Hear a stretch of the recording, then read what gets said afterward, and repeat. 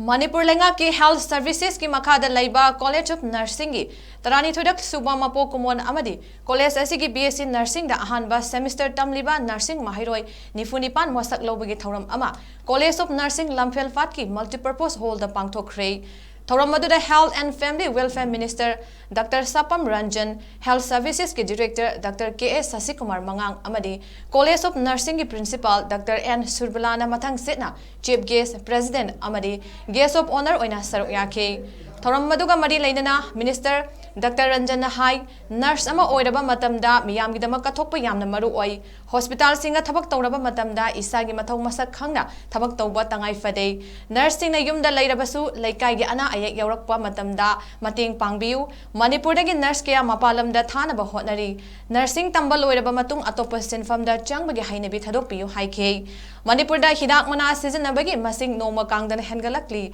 nisa sijanaba hengalakpa asina hakchang phana matau karamna leigani inkalak liba naharol singnasu mayai ka bachinjak sijanabagi hainabi thadokutuna afaba lamdam ama sembada punna saruk yaminasi hainasu Dr. Ranjana Fongdoki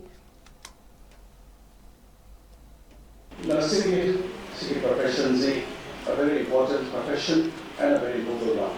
The nurses are the first one to be there when a person's last breath is taken. And they also are there when the first breath is being taken. The first breath and the last breath, a nurse is always there in the hospital. That shows the importance. You know, believe to see the nurse, never celebration to be to see the